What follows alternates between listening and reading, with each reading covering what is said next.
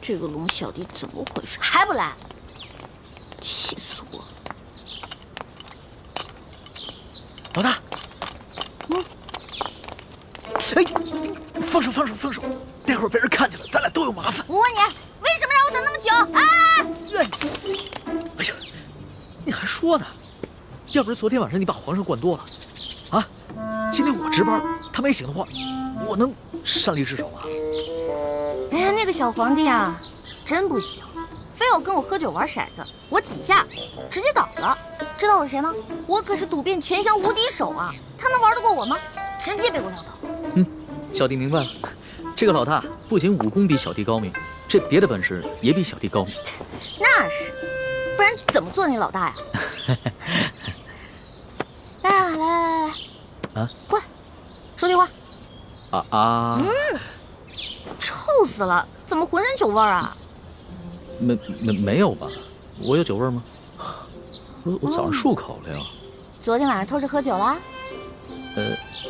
对啊，我跟我几个好兄弟在喝酒，又在拼骰子，输了不少钱呢。我输了多少啊？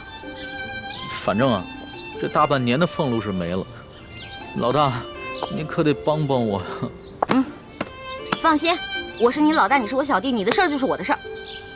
回头老大教你几招，保准你把钱全都赢回来，怎么样？真的？那当然。老大，你是不是所有赌术都会啊？也不是啦，毕竟老大也是个小姑娘嘛，小姑娘家的，又不能经常往赌场里跑，是不是？是，老大还是个淑女嘛。差不多吧。老大，跟你说一件事儿。接下来呢，皇上为了掩鳌拜耳目，会接着找你侍寝。昨天晚上，皇上是不是对你还算客气啊？别提了，那个小皇帝简直就是个风流色鬼，刚开始还想对我动手动脚的。老大，那你没被吓哭啊？哼，怎么可能啊！我是老大，武功高强着呢。后来我就跟他喝酒玩骰子，清，小皇帝倒了。老大智勇双全，小弟佩服。还好吧。哎，知道这是什么吗？骰子。老大教你几招，准保把你昨天输的钱连本带利赢回来。但咱可说好了啊，你赢回来的钱得和我一半对分，知道吗？没问题，55分。这还差不多。真疼啊！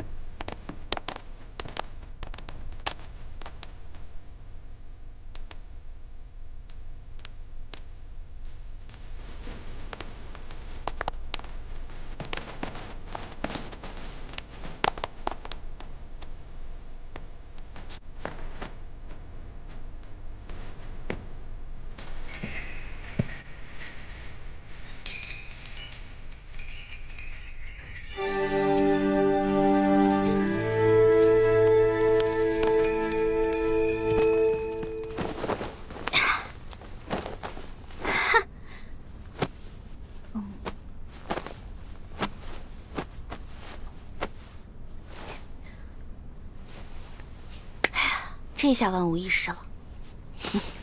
什么万无一失啊？皇上。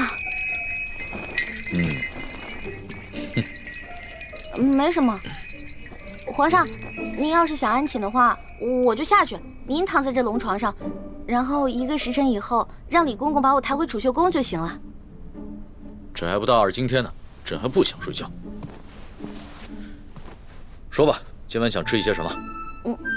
不瞒皇上说，昨天吃太撑了，结果今天积食1天，什么都吃不下。你要不要朕选个太医给你瞧瞧啊？不用了，宣太医又得吃药，我这从小到大吃药，我都害怕了。我看你这活蹦乱跳的，也不像有什么病症。为什么从小到大要吃药啊？我不有一个头疼的隐疾啊，这病起来吧，简直要人命。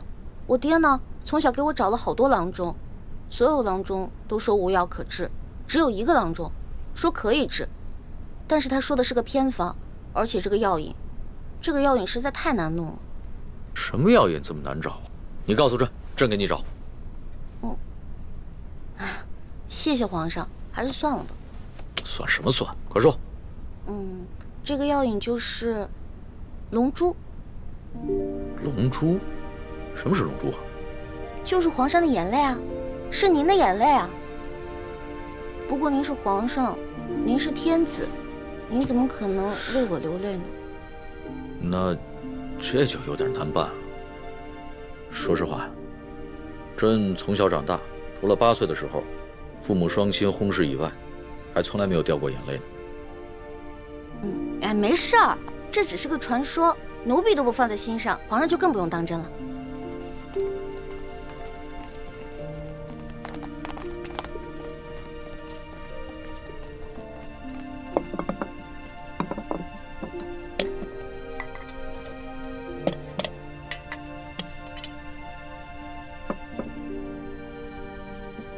您这是干嘛呀？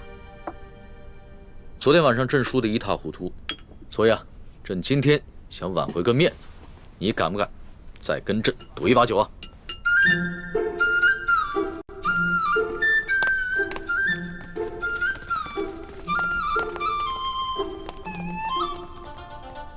可以啊，不过到时候皇上输了可别赖账啊。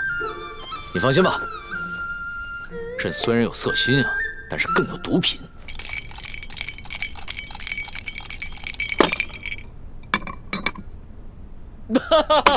你又说了，来，喝。干嘛？朕都愿赌服输了，你还想赖账啊？有鬼！什么鬼？这好奇怪啊！皇上，你今天掷骰子的手法怎么变得高明起来了？昨天掷骰子10把当中，你最多只能赢3把，可是今天却跟我不相上下了。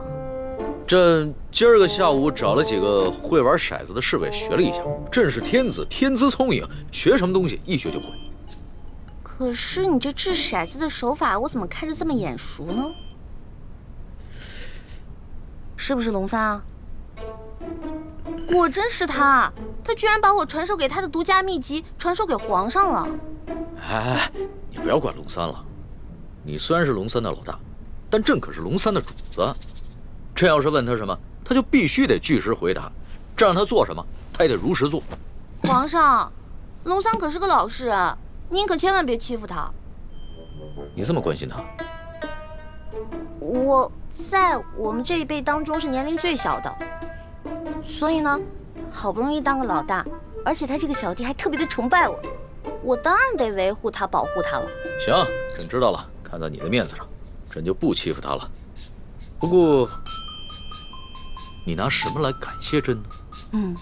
皇上，您现在特别像我认识的一个姓周的乡绅老头。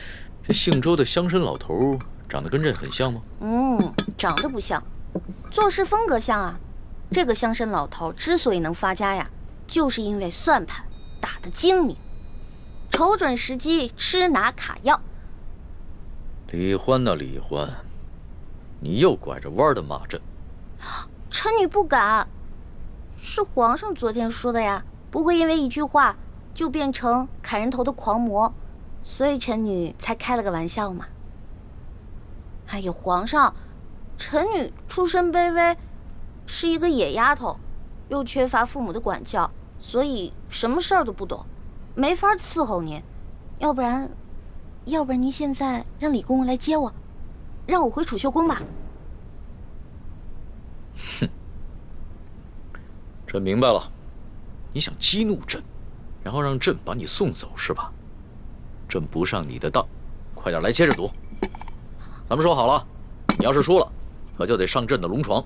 现在不输不赢，来！天哪，再这么赌下去，他的技术越来越娴熟，我的输面就会越来越大，这可是大大的不妙啊！皇上，您想让我赌也可以，不过得答应我一件事儿。你说说看。我一直都不知道天子长什么样，能不能把您的面具给摘下来啊？朕这几天上火长了几个火疖子，不便见人。难道他真的长得很丑，不好意思让我看？皇上，您看咱们也喝了好多酒了，要不然咱们先去您那龙床上躺会儿呗？上朕的龙床？你就不怕朕占你便宜啊？不怕呀，皇上一言九鼎，肯定说话算数嘛。那可不一定啊。朕虽然是天子，但是朕也是个男人。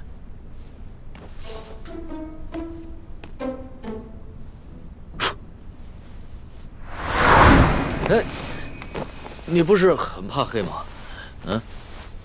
有皇上在，奴婢就不怕黑。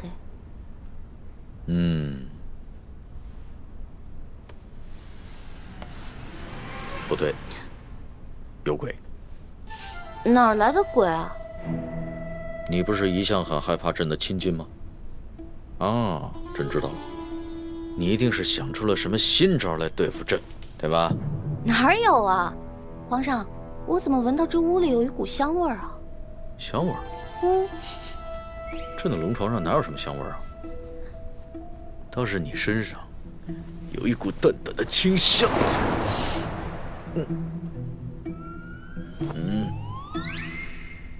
皇上，皇上，咸猪手，不对，咸龙爪。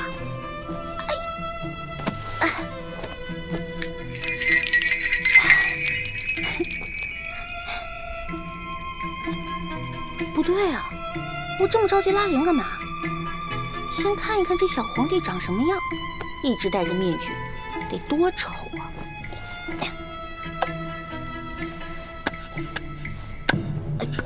哎呦，我的天哪！皇上已经安歇了，小主该回去了。等一下，哦。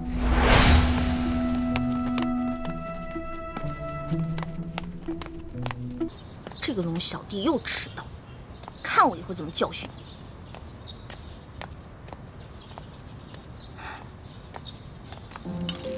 老大，你又迟到啊！昨晚战绩如何啊？幸不辱使命。我呀，把前晚输的连本带利都讨回来了。你的一半。哎呦！不错呀，哎呀，还好你给我钱，最近正急着用钱呢。老大，这皇宫里边有什么能用得上钱的地方吗？哎呀，这你就不懂了吧？我告诉你啊，这皇宫里啊，处处得用得上钱。昨天我要不是用钱收买了李公公，那老大我就惨了。昨天怎么了？皇上不是早早的就睡了吗？哼。那个小皇帝啊，色狼得很，怎么可能啊？得亏啊，我哥哥给了我一条进过蒙汗药的丝巾，我偷偷带在身上，进入了寝殿，把那个小皇帝给迷晕了。要不然，哪有那么容易啊？你居然把皇上给迷晕了！这件事情要是让皇上知道了，你哥哥还有李公公那两个净室房的太监都是死罪。嘘，这件事除了我还有我哥哥，就你知道。别人都不知道，不许跟别人说。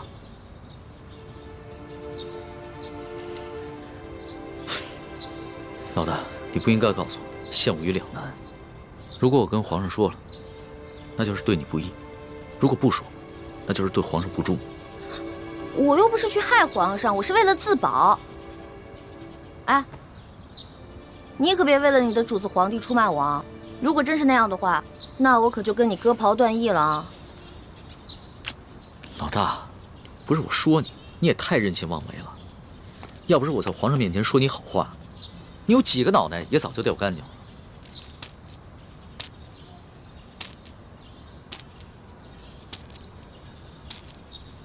好了，那我不也是一样吗？如果我不是为了你，我怎么可能听鳌拜的话要入宫呢？虽然我武功不高，但是我轻功可以，我可以逃跑吧？我不都还是为了你吗？行，就冲着老大对我这份情谊啊，我说什么也要在紫禁城里面保护你的安全。但是咱俩可说好了，你可不能做什么太过分的事情，尤其是不能伤害皇上，要不然的话，连我都保不住你，明白吗？放心吧，其实我这个人吧，挺怕死的。再说了，我怎么可能连累我的龙小弟呢？还是老大够意思。这脑袋长得真像鸡蛋。老大，这2个晚上和皇上相处下来，你觉得他怎么样？这小皇帝嘛，有点风流，有点色，但人还是不错的。对我吧，也挺宽容的。最主要的是，他酒品跟毒品不错。我跟你说啊，看一个人，如果他的酒品跟毒品都好的话，基本上这个人也不会差到哪儿去。还从来没有人这么评价过皇上。要是皇上听到了，肯定会觉得很有趣儿。啊，我跟你说的可都是私房话，你可千万不能告诉别人。我知道，我们俩之间的小秘密。耶！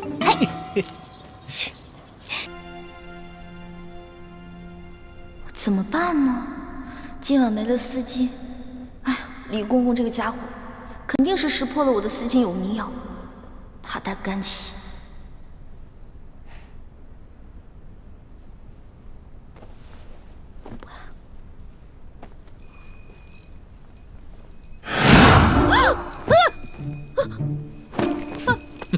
皇上，你别过来！丫头，要是没前2个晚上你对朕的算计，那朕也就饶了你。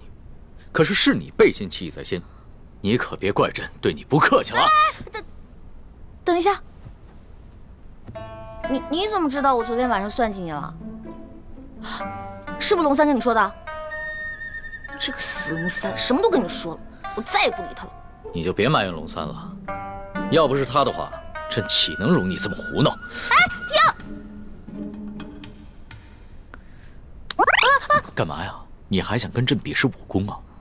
行啊，那朕就陪你比试比试，而且朕答应，绝对不叫外面的侍卫帮忙。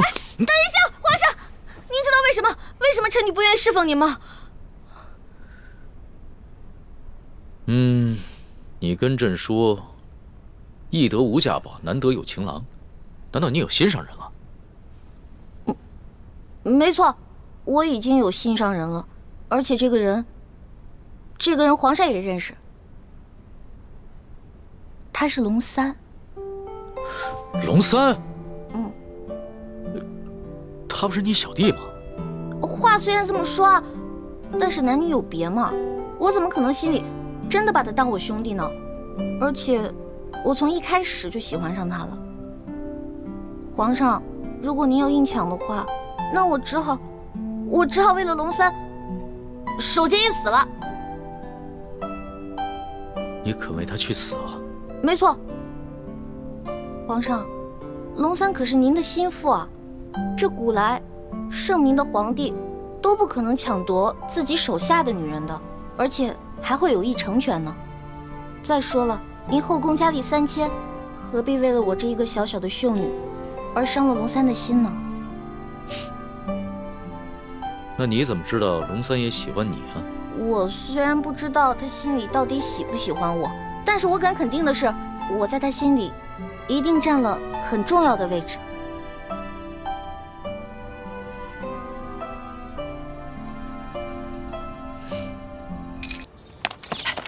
老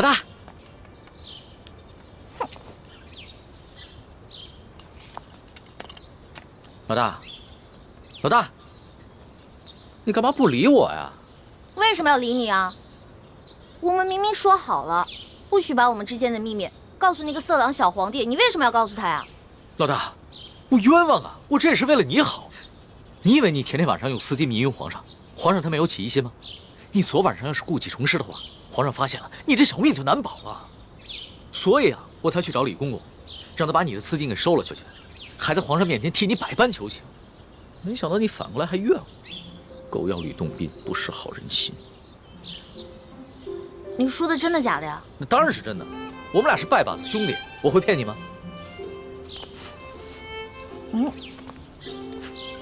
昨晚又喝酒了？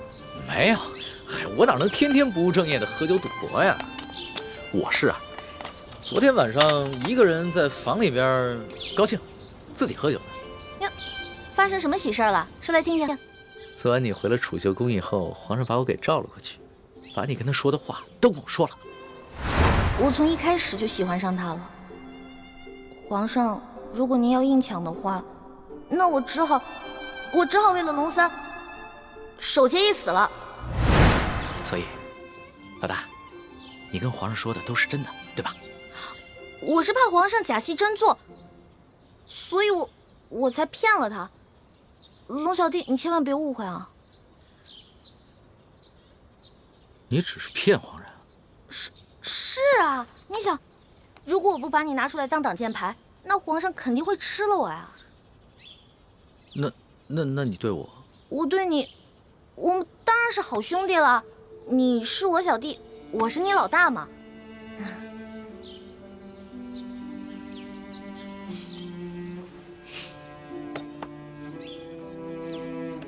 怎么了？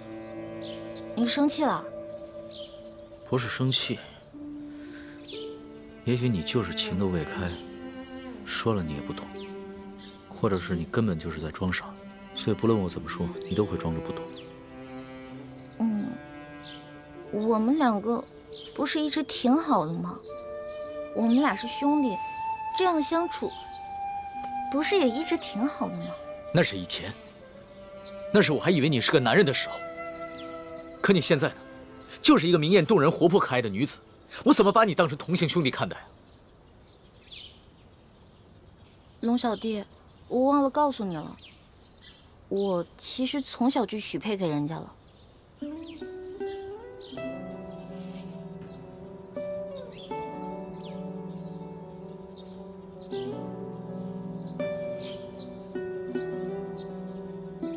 所以你很爱那个人是吗？为了他，你连皇上的临幸也不要，对我更是不屑一顾。也不是啦，我们两个从小就定下来的亲事，我跟他从小青梅竹马，他呢对我特别好，我也挺喜欢他的，但是我不知道我对他的喜欢是不是你们说的那种男女之情。我看得出来，你现在说的是真的。那是不是不论如何，不管你待他的情感怎么样，你最终都会嫁给他？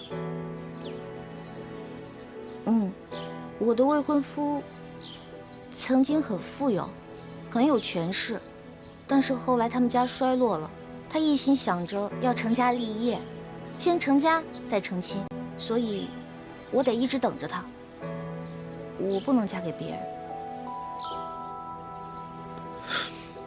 好吧，我明白了。但是皇上信以为真了，他跟我说了，为了照顾我的感受，从今天晚上开始，不会再找你侍寝了。真的？哎呦，龙小弟太好了，多亏了有龙小弟，要不然都没有人在这宫里罩着我了。所以在你心里，对我这个龙小弟的印象，至少比皇上好了很多，是吗？那当然了，咱们两个属于一见如故。这要是皇上跟我拜把子呀，我才不跟他拜呢。皇上怎么可能跟你拜把子呢？皇上他是一国之君，不可能跟你拜把子的，更不会有福同享，有难同当。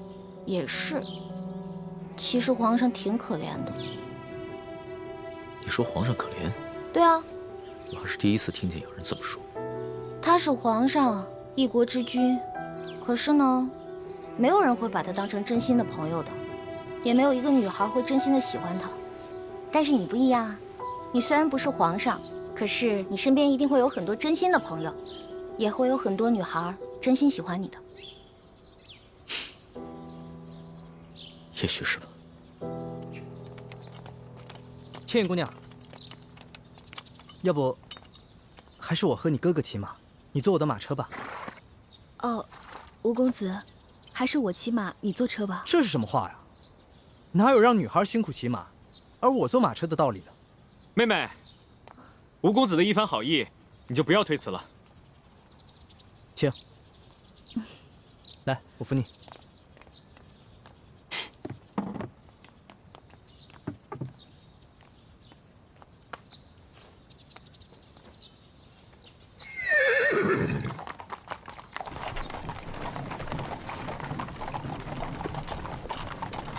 宣皇上口谕，封秀女易欢姑娘为答应，入住永和宫。谢皇上恩典。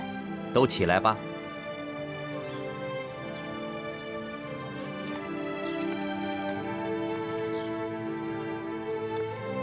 哟，易欢，你这一连侍寝3日，我们还以为皇上多宠爱你呢，没想到就封了个品阶最小的答应。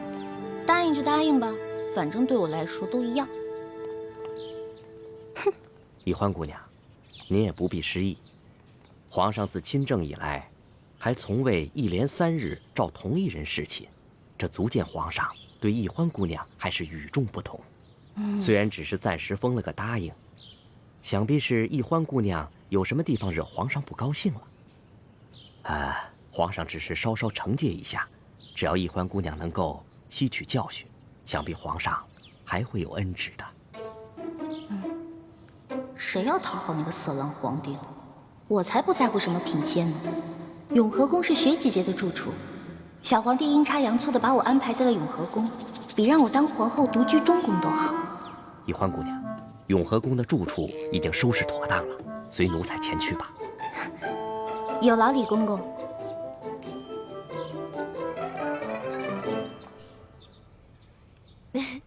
真想不到，皇上正巧把你安排在永和宫，这下咱们姐妹俩可以日夜相伴，互相照应了。就是啊，我本来特别讨厌那个小皇帝，结果他这么安排吧，我现在都不讨厌他了，又开始任性了。六师傅，反正现在人都出去了，你赶紧做吧，哪有徒弟坐着，师傅站着的道理啊？欢儿，这是在紫禁城里，不是在咱们明珠谷，这里可没有什么师傅徒儿，这里啊，只有这厉贵人、欢答应和雪嬷嬷。只要记着这一点，你的言行才不会露出破绽。记住，要尽快适应这宫中的生活，谨言慎行，一切以完成任务为重。徒儿记住了。看你还在自称是徒儿，这要是被宫外人看见，宫里人知道了，你会惹出大麻烦的。哎呀，嬷嬷放心，欢答应啊，只是还没有适应她的新身份，我会慢慢教导她的。谢谢厉贵人啦。哎，说真格的，这清宫规矩要正3品以上才有资格做一宫之主，入住正殿。眼下我还只是个正7品的贵人，所以只能住嫔殿。不过啊，好在这个永和宫就只有我一个小主，省去了和其他嫔妃混住的许多麻烦，这也算是皇上对你我的优待了。不过徐姐姐，都说伴君如伴虎，你在宫里陪着皇上，是不是特别辛苦啊？为了光复大明的大业，再辛苦也不值一提。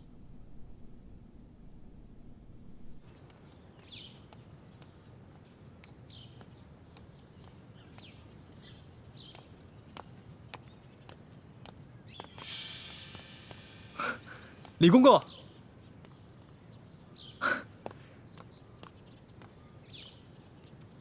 李公公安好。你是那个太医院新来的李太医吧？正是，卑职乃陕西榆林人士，刚入太医院不久，还望公公多多关照。好说好说好说。哎，你刚刚说你是陕西榆林人士？正是。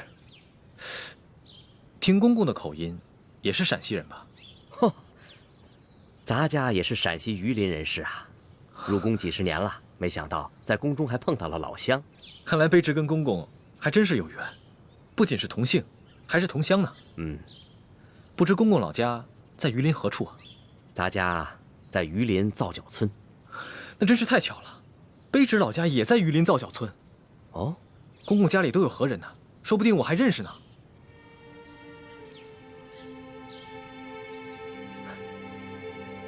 不可能，不可能，不可能，不可能！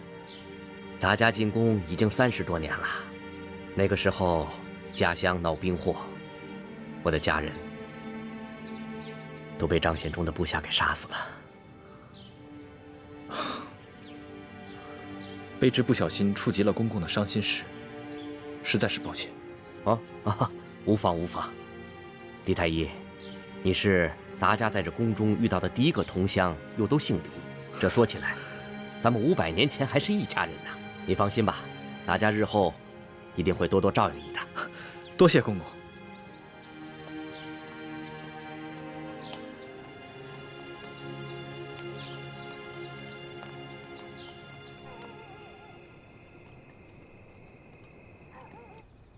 一个人的容颜再美，也会逐渐老去。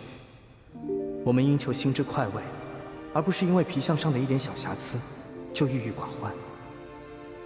姑娘，其实你只是一侧的脸颊有一点小小的伤疤，可是你的五官以及轮廓却是那么的精致。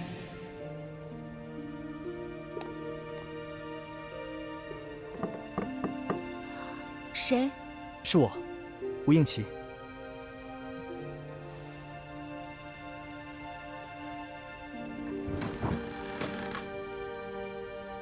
倩影姑娘，这么晚了，没打扰你休息吧？哦，请进来坐。我就不进去坐了，以免被好事之徒看到，有碍姑娘清誉。哎，对了，我看昨日你的行李被劫匪烧毁了，这是我为你准备的一些衣衫服饰，不知姑娘可否喜欢？多谢公子。那时候不早了，我就先告辞了。哎，等一下，公子，你的腿怎么了？说来也惭愧，许久不骑马了，蹭破一点皮儿，不碍事的。啊，那明天你乘车，我骑马吧。那怎么行？姑娘的肌肤肯定比我的更娇嫩，哪有让姑娘骑马的道理啊？那明天我们一起乘车。公子的腿伤，等好了之后再骑马也不迟啊。这恐怕不太方便吧？有什么不方便的？公子，你不是说过吗？你我是朋友，如果再在乎那些身份贵贱，就未免太俗气了。那同理，只要我们心无邪念，又何必在乎男女之别和他人的口舌呢？姑娘倒真是洒脱，倒是我太拘泥于礼法了。那就先这样，我告辞了。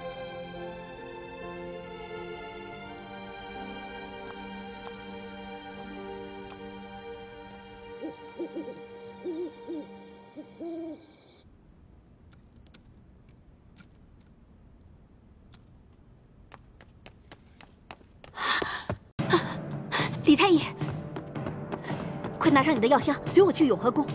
厉贵人刚刚在御花园遇刺了。什么？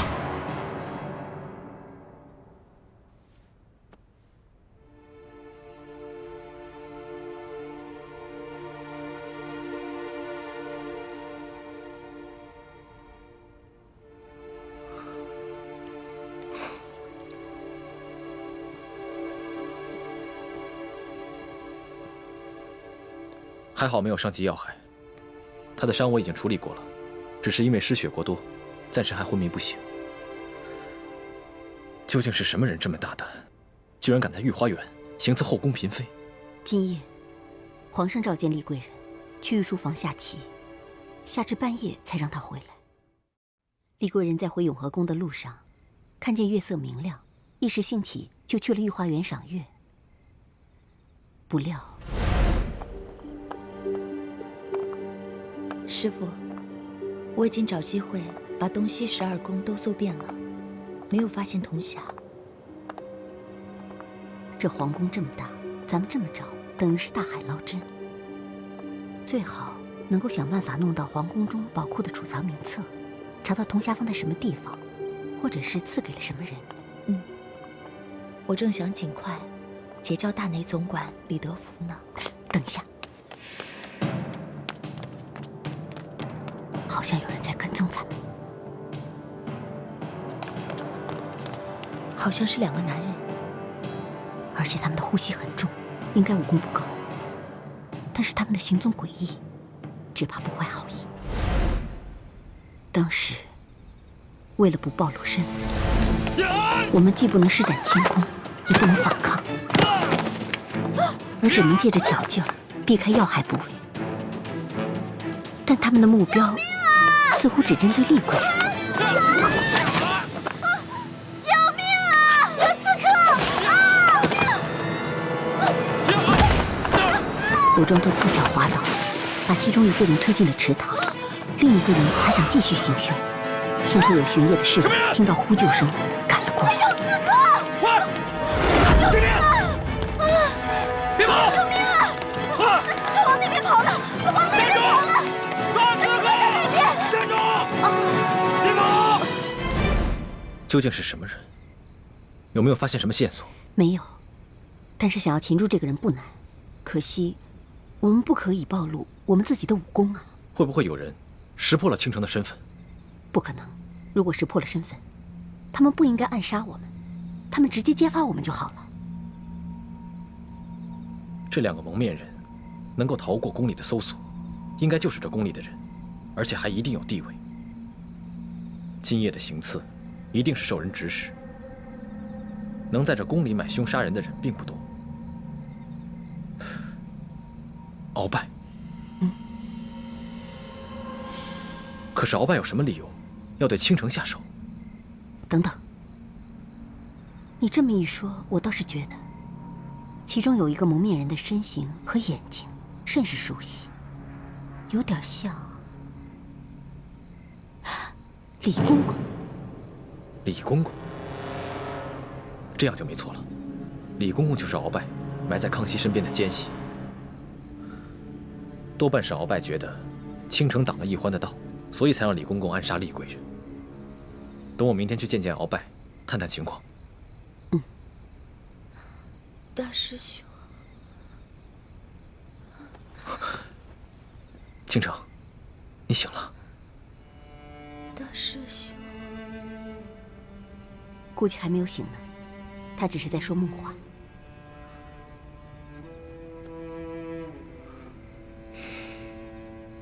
六师傅，让倾城撤离紫禁城吧，我们换一种方式寻找童霞。不行，倾城入宫以来，他已经成功的得到皇上的宠爱，他现在又很用心的结交内奸，我相信我们很快就能拿到皇宫宝库的储物名册，查到童霞的下落。所以在这个时候，我怎么可能功亏一篑？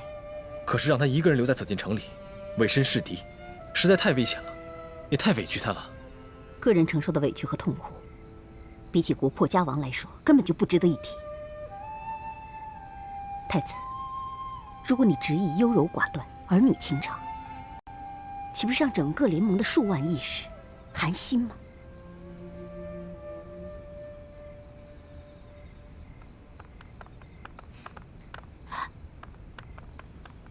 厉贵人的伤势已经处理好了，李太医辛苦了。那微臣先告退了，回头微臣再煎一副治伤的药来。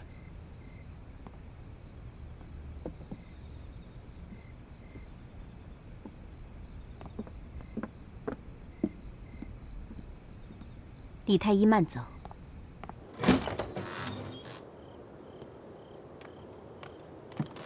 李太医，欢大爷。李太医，我随你去太医院给厉贵人取药吧。有劳欢大爷。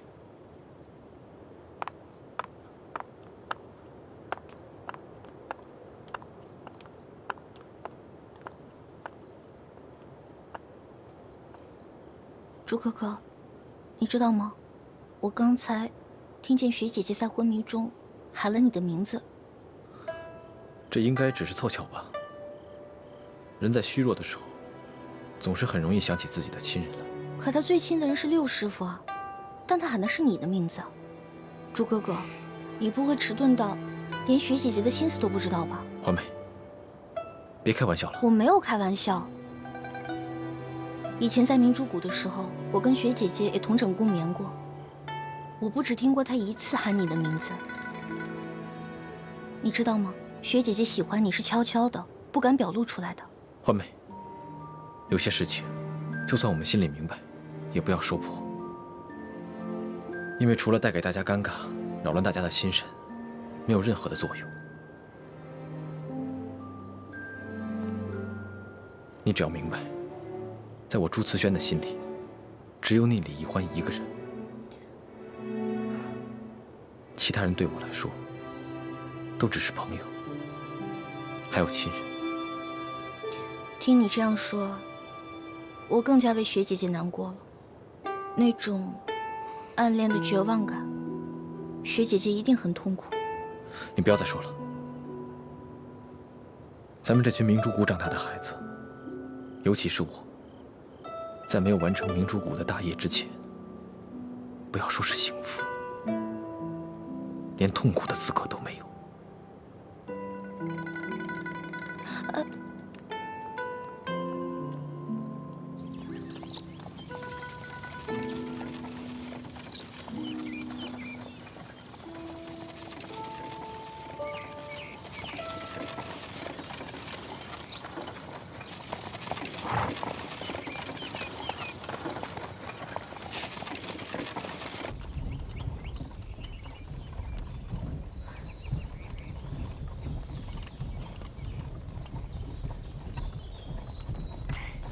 倩影姑娘，我送给你的衣服，可还合你心意？都很好，不仅质地好，做工也很精致，也很合身，有劳公子费心了。那你为何不穿呢？这旅途之中风尘仆仆的，我舍不得。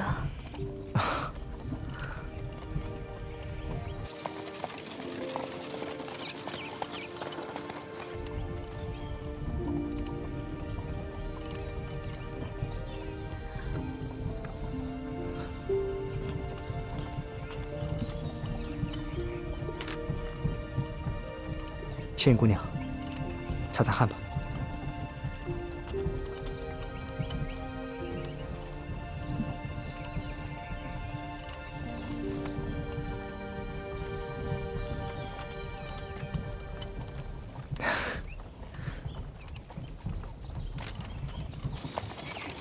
停！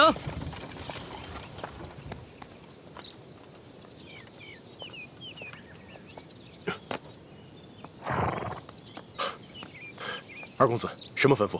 找一个幽静之地，让我们避避暑。等热浪过去之后，我们再走。卑职遵命。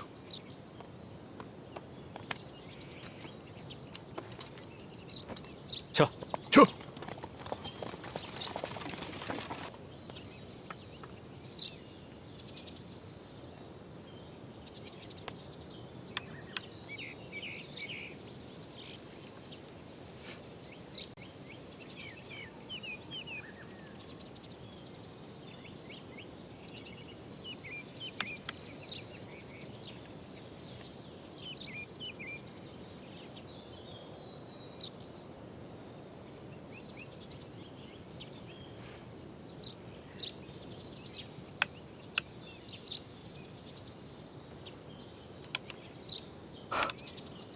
我快输了。倩影姑娘不仅武艺高强，连棋也下得这么好。我虽出身寒门，可在乡邻里有很多隐居的奇人异士，他们都很热心，经常会教我们。所以，无论是琴棋书画，还是武功技艺，我们都略会一些。原来如此。在这改朝换代之际，总有一些不肯食新君俸禄的前朝高人，宁可隐居山林，传道授业。这样既可以独善其身，又兼济天下，真是令人佩服。吴三桂虽然现在权倾天下，但谁不在背后骂他是卖主求荣的大汉奸？可是从吴应奇的话里，似乎能听得出来，他对他父亲也有些不满啊。公子，你这话要是被令尊平西王听到了，怕是有些不妥吧？的确，若是在我父王面前，我确实不敢如此放肆。可是，在姑娘面前，我却可以放下一切，畅所欲言。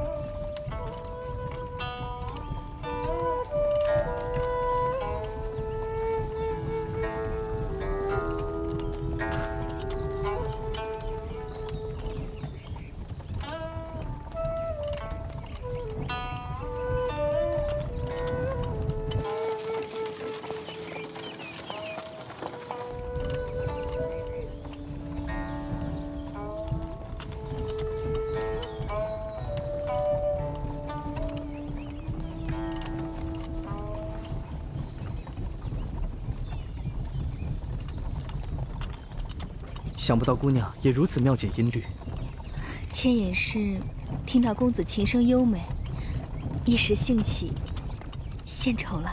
这首《凤求凰》，我不知弹了多少遍，可从未有过今天这般尽兴。姑娘配合的箫声恰到好处，这首合奏真是痛快，痛快。石将军，想不到二公子的琴弹得这么好。我家公子琴棋书画无所不精，只可惜他不会武功。不过有石将军这样的高手坐镇，想必他也可以高枕无忧了。我家公子最喜欢弹的就是这首曲子。不过在下是个粗人，戎马一生，不懂音律。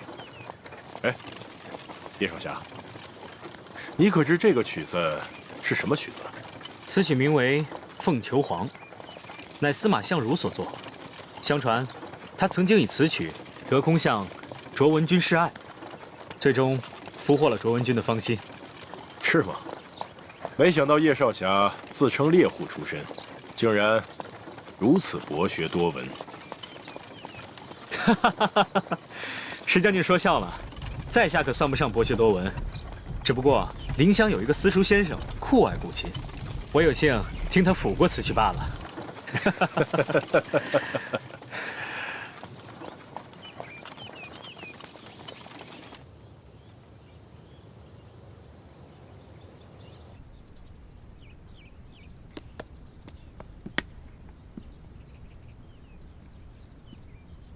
你们兄妹二人表现不错，这是这个月的大补丸。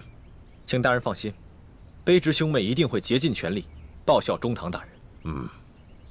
这个厉贵人伤势如何？他受了重伤，经卑职用心医治，才算保住了性命。不过他失血过多，尚需调养。其实，你不必这么费心地医治这个厉贵人。卑职不太明白。皇上一连3日宣奕欢进殿侍寝，最终也只封了他一个品质极小的答应。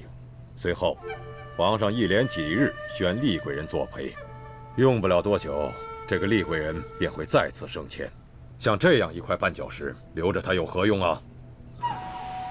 大人的意思是，厉贵人舒婉心，是山西总兵舒建的独生女儿。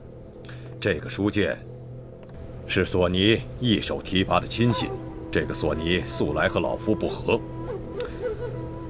好在几年以后，索尼病老而死，但是他那一派的势力，仍是老夫在这宫中一大阻碍。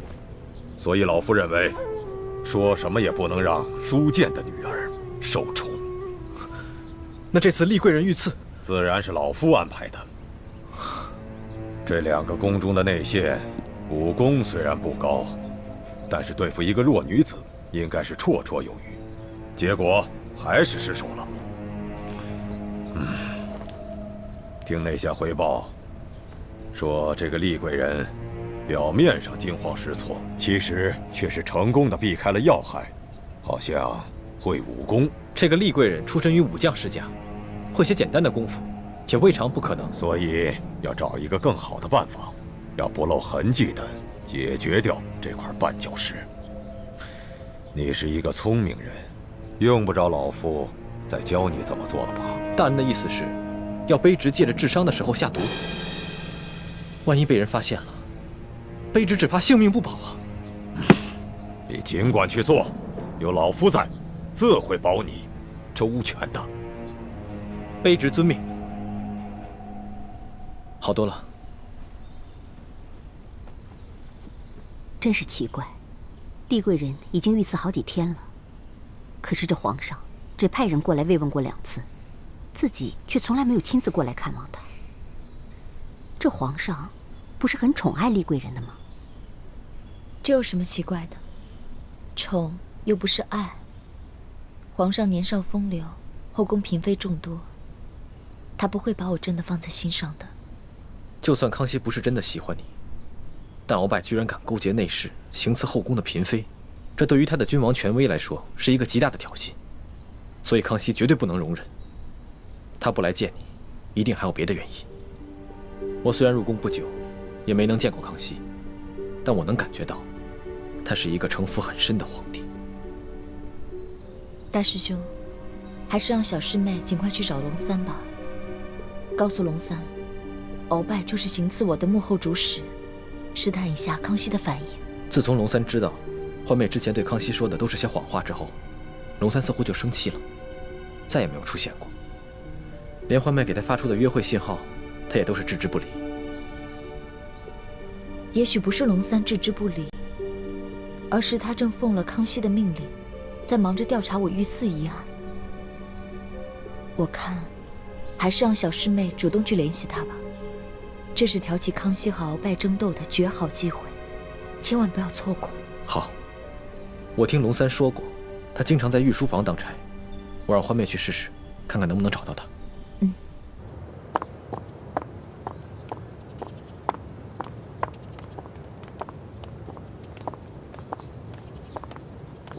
哎，站住！看你这身打扮，你应该是个答应啊？怎么这么不懂规矩，跑到这御书房来了？哎，你怎么这么眼熟啊？啊，我想起你来了，原来你也是侍卫，在御书房当差啊？龙三呢？我要见龙三。你是？你忘了我了？大概3个月前吧。当时刑部正押着一群要犯，去菜市口斩首，咱们碰到了。当时你跟龙三在一起，想起来了吗？哎，小孩儿，哎，干嘛呢你啊？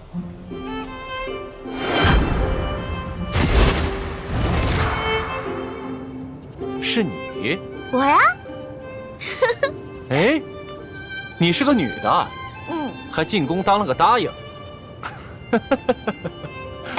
龙三呢？龙三？难道你不知道龙三他是？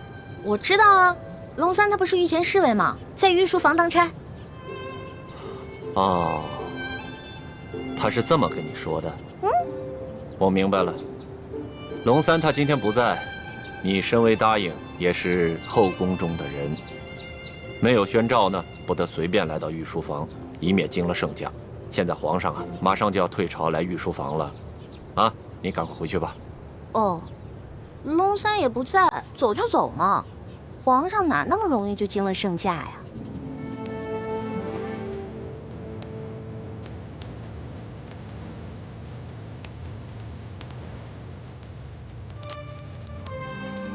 喂，皇上来了，快快快！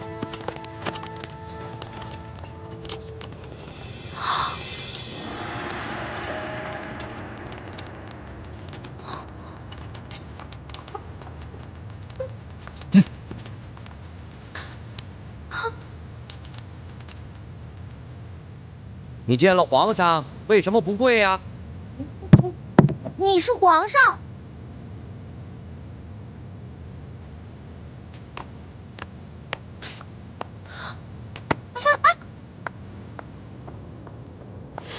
哎，李公公，这个小答应他可是……嘘，这皇家的事啊，别问，也别管。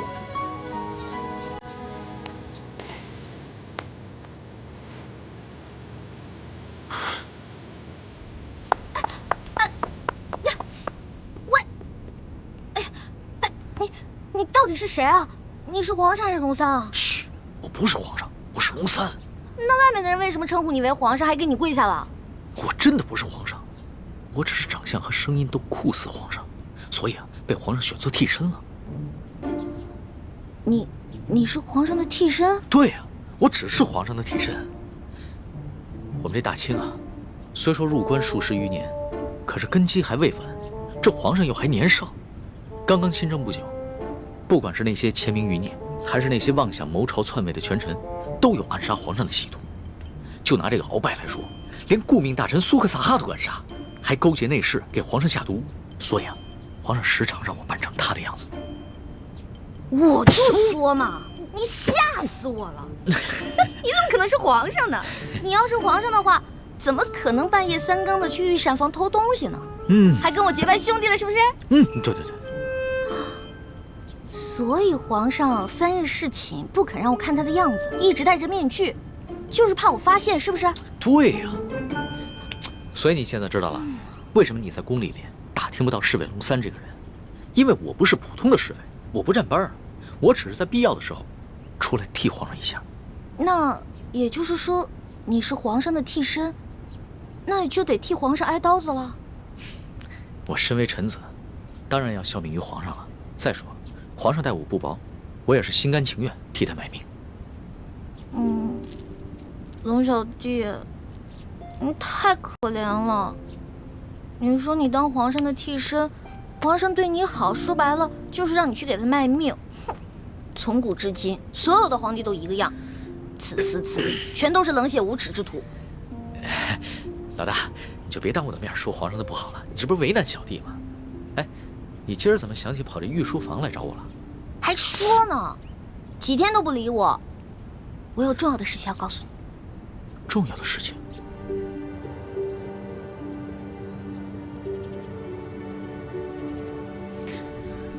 这皇上一听说丽妃遇刺，就怀疑过鳌拜，没想到真的是他。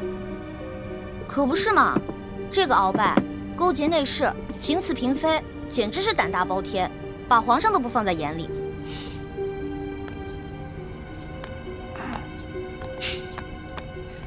老大，你是不知道啊，这鳌拜把持朝政多年，这朝廷上下、宫中内外全都是他的势力。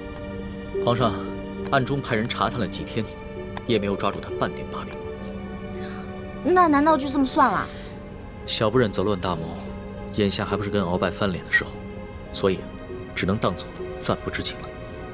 这个鳌拜贼心不死，还逼着我哥哥要去刺杀厉贵人。你务必跟你哥哥说一下，千万不要听命于鳌拜。皇上已经在暗中想办法铲除鳌拜了，所以要拜托你哥哥多跟鳌拜周旋一段时间了。哎，放心吧，我哥哥啊肯定不会助纣为虐的。不过你说这个小皇帝他的计划可行吗？会不会很危险啊？老大，这皇上呀，可不是你想象当中的那个风流好色之徒。他呀虽然年少，但是有勇有谋，也算是一代明君吧。龙小弟啊，你就是天生当奴才的命啊！我说，都这个时候了，还替你那个皇上主子说话呢，他能有什么很高明的策划呀？按照我的想法，他呀就是不把你的命当命，关键时刻让你去给他当替死鬼，知道吗？老大，你就别当着我的面说皇上的不好了，你这不是为难我的吗？行，我就是因为把你当兄弟，所以我跟你说话才不避讳。既然你不想让我这样说的话，那以后就捡好听的假的话跟你说呗。好了，我这气量没那么小，岂会连一个小姑娘的口无遮拦都容不下？我知道，你之所以骂皇上，是因为担心我的安危，对吧？当然了，龙小弟，在这个世界上，除了我的亲人，你就是我最亲的人了。你听我的啊，你可千万别因为什么你的皇上、你的主子去卖命，关键时刻你得记得保护好你自己，千万别于衷，知道吗？好，你就放心吧。我可以悄悄地把皇上的计划告诉你。你把皇上的计划告诉我，这么重要的事儿，你不怕我卖了你啊？在这皇宫里边，除了皇上和太皇太后，你就是我最相信的人了。谁让你的心思最为单纯的？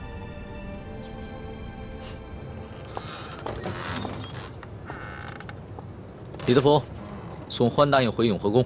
这。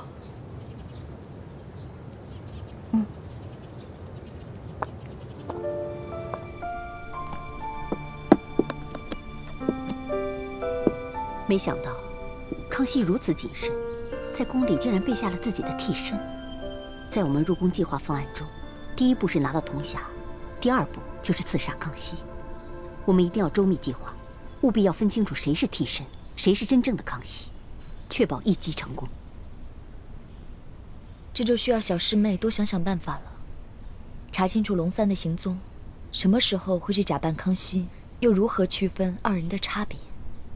其实也没什么可难的，至少在临幸后宫嫔妃的康熙，不可能是替身。到时候拿到了铜匣，他再召你侍寝，我们就有机会了。六师傅，此计虽然可以暗杀成功，但忽略了倾城师妹的安危，恐非上策。有大师兄的担心，再危险也值得了。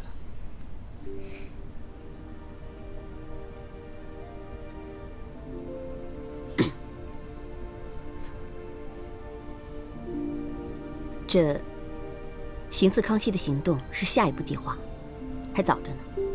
我们还是现在想一想接下来的行动。康熙居然会派几个会摔跤的小子去擒拿鳌拜，这个计划比我们未来行刺的计划更加冒险。不如我把康熙擒拿鳌拜的计划告诉鳌拜，鳌拜岂会坐以待毙？到时候他们君臣内斗，无论谁赢谁输，我们都可以坐收渔利。